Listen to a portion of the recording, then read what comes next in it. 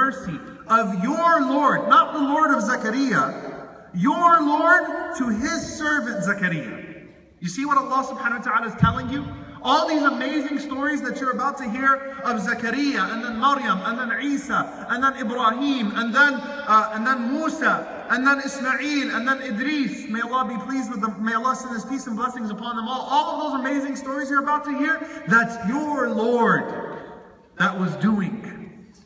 The same Rabb that you call upon when you say Allahumma is the same one that Zakaria called upon, and Maryam and Isa and so on and so forth. Allah wants you to recognize that. So He says, ذِكْرُ رَحْمَةِ رَبِّكَ عَبْدَهُ. This is a mention of the mercy of your Lord to His servant Zakaria alayhi salam, so that you understand.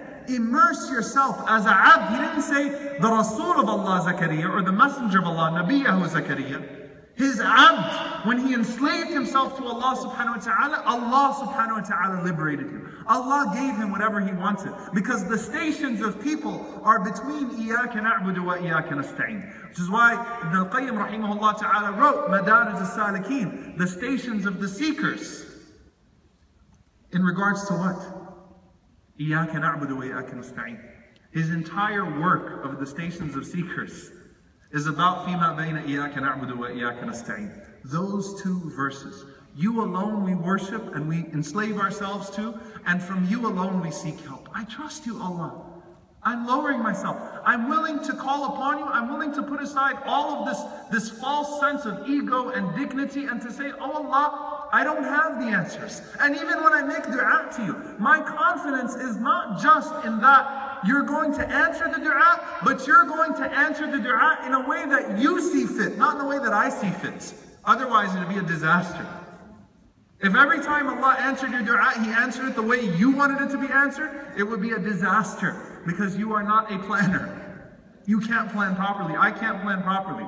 It's like when the brother comes to, a brother came to me one time and he said that I want to marry a sister. I told him, here's how you pray Salatul Istikhara. He said, yeah, but this one says if she's bad for me to take her away. I don't know if I want to make that dua. Can I just ask Allah to give her to me? I'm like, all right, buddy, be careful what you wish for. When she comes in your house and she starts throwing things at you, don't say I didn't tell you so. When you make dua to Allah subhanahu wa ta'ala, you understand that Allah's answer is better than the way you think His answer should be. And that's why Omar ibn Khattab radiallahu anhu said, I don't concern myself with the answer to the dua, I just concern myself with the ability to make that dua. As Ibn Ata'illah rahimahullah said, مَتَى أَطْلَقَ اللَّهُ لِسَانَكَ بِالطَّلَبِ فَاعْلَمْ أَنَّهُ يُرِيدُ أَن يُعْطِيَكَ. If Allah has moved your tongue to ask Him for something, know that Allah wants to give you something. Allah is the one who moved your tongue. Allah wants to give you something. But you have to immerse yourself in a sense of servitude to Allah subhanahu wa ta'ala. Submit yourself. SubhanAllah, we're not willing to admit that Allah works in mysterious ways. There's no doubt that they say God works in mysterious ways, that the answer is going to sometimes be in a way that we didn't expect. I asked Allah for a promotion and I got fired the next day. Right? I asked Allah to marry the sister and her dad called me that same night and said, don't ever come back to my house. Allah does certainly work in very mysterious ways, but the crime and the pride and the arrogance is when, instead of acknowledging that Allah works in mysterious ways in your benefit, you try to render Allah incapable. And you try to instead say that either Allah, cannot give me what I want, or Rabbi ahana, Allah is humiliating me and not giving me what I want. That is the peak of pride and arrogance. SubhanAllah, can you imagine if you don't have that belief in Allah subhanahu wa ta'ala to fall back on? When trials and tribulations take place, what are you going to fall on? And out of our arrogance and our pride, instead of acknowledging that, it doesn't make sense to you and I, but it does make sense to the only one that it needs to make sense to. Instead of acknowledging that, we'll take it and we'll just say it doesn't make sense. And purge only ourselves into darkness and misery, because we will never come to terms with what is happening in the world. SubhanAllah, in Gaza, may Allah subhanahu wa ta'ala protect the people of Gaza and the oppressed all over the world. There was, and I was listening, you guys know the Norwegian doctor that was there and that cried, that was working for the UN. SubhanAllah, I had an opportunity to meet him and he told me a story. He said that there is an atheist doctor that said to one of the Muslim doctors in the Shifa, in the hospital that was constantly being bombarded and just piled up with dead bodies. He said, how is it that you people still believe in a God? How is it that you people still believe in Allah? Why are you people even bothering going to the masjid? And you know what the man responded to him? He said, had it not been for Allah, we wouldn't be enduring the way that we are right now.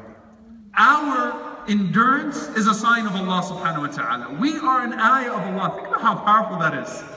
We are an ayah of Allah subhanahu wa ta'ala. Had there not been Allah, we would have fallen down and stopped resisting and died and surrendered a long time ago. We are a sign of the existence of Allah subhanahu wa ta'ala. The fact that we continue to endure and that you bomb our houses and we still go to the masajid, even as they're in pieces. And that you can't stop us from answering Hayya ala salah, Hayya ala falah with the deafening sound of a missile. That's a sign from Allah subhanahu wa ta'ala. That shows you that those are a people that you cannot enslave. Those are a people that you cannot put under bombardment. Those are a people that no matter what you do, you will never be able to imprison them. Because they have something that you can't take with a missile. You can't take with a tank. You can't take with a soldier. They have Allah. They have that true sense of ubudiyyah, submitting themselves to Allah subhanahu wa ta'ala. They've truly submitted themselves to Allah subhanahu wa ta'ala. Nothing will faze a people like that. Nothing can faze us collectively or individually when we have that mindset.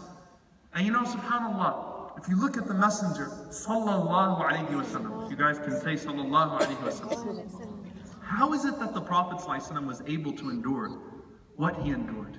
You know what it was?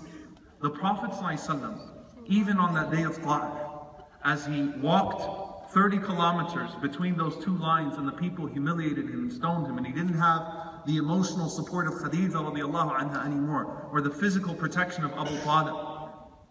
Rasulullah ﷺ didn't see those people when he called upon Allah subhanahu wa ta'ala at the end of it. He saw Allah with his heart. What I mean by that is that had any one of us been in that situation covered in blood after 30 kilometers of that type of humiliation and emotional, mental torture that's been taking place for the last 14 days as well, we would have been bitter, had vengeance, felt anger. Our entire focus in life would be switched towards how do we get back at them. And that's why, subhanAllah, people that hold grudges in life, even when they succeed, if your success is only to get back at the one that you think harmed you, then you've already failed. You've already hindered your success because you've made it about them. You've allowed them to enter your heart and mind. Rasulullah ﷺ didn't see those people of Ta'if. What did he see? إِنَّمْ يَكُنْ بِكَ غَضَبٌ عَلَيْهِ فَلَا أُبَالِي. Oh Allah, as long as this is not a manifestation of your anger towards me, I don't care. Meaning, to those people, it was